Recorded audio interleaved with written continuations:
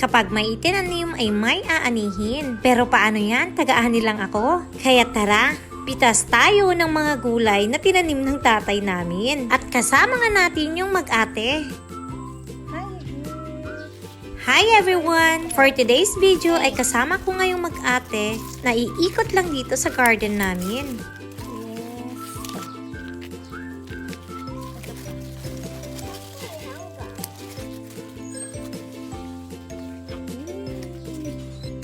Punta kami ngayon mamimitas ng sari-sari anything. Let's go and get some cherry tomatoes. Here, pero konti na lang kasi nilinis na ni Father. Bale, last batch na nga to ng mga kukunin naming native cherry tomatoes. Kasi kung napapansin nyo, nilinis na nga dito. So yun, kukuha na tayo ng last batch ng cherry tomato. Ako din,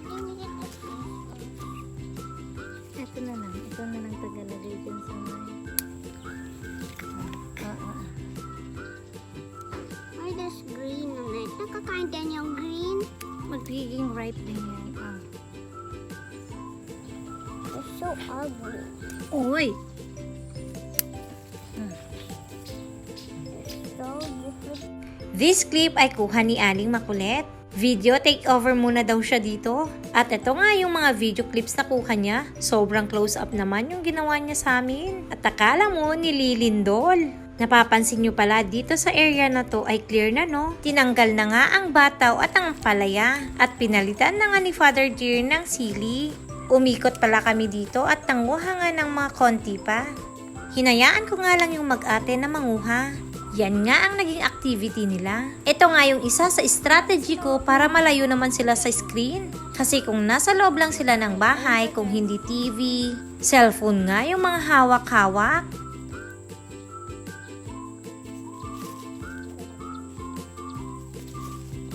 Kaya pag may oras ako na harapin tong mga batang to, gumagawa ako at nagbibigay ako ng mga activities sa kanila. Gaya nito, pag-iikot dito sa paligid.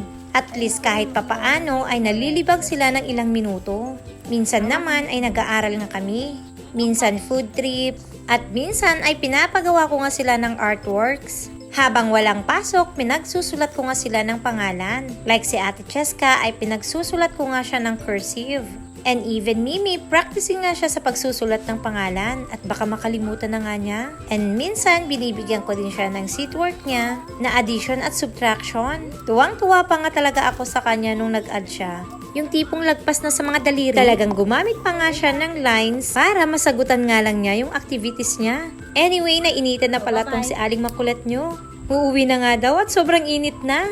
Abat marunong na talagang magreklamo. Di bale, nakatapos naman na kami sa pamimitas nga ng sili. Maliban dito, may nauna na rin akong na-harvest. Pagkatapos ng pangunguha namin dito, pauwi na rin kami ng bahay. Ang ganda ng daanan namin, no? Napupuno nga ng spring onions. Tapos dito, clear na.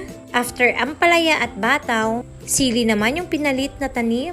Sili at alugbati. Ibale dito sa harap ng bahay, marami pa kaming ampalaya dito. Ito pa rin yung ligaw na ampalaya. Mas lumapit na nga yung kukuhanan ko. Ito pala lahat ng harvest ngayong araw. Dahil last batch na nga ng native cherry tomatoes ay kokonti na lang yan. Itong sili ang medyo marami. Iaartin ko nga yan at lalagyan ko ng white vinegar. Bale ang ginagawa ko dito, nililinis ko nga yan, uhugasan at patutuyuin. Ayaw ko kasing nag-aartim ng sili na medyo basa. Prone kasi yun sa uod, kaya't bago ko nga siya ilagay sa bottle, ay make sure na tuyo na siya. Or yung wala na talaga siyang tubig. And here's our native tomatoes. Gustong gusto ko nga yan inuulam ng fresh lang, tapos lagyan ko ng spring onions. Sobrang gandang tingnan, no? Lalong-lalo yung kulay niyang red. Marami talagang makukuha dito sa paligid lang. Gaya netong sili, yung gagawin kong artim ay pangtinda.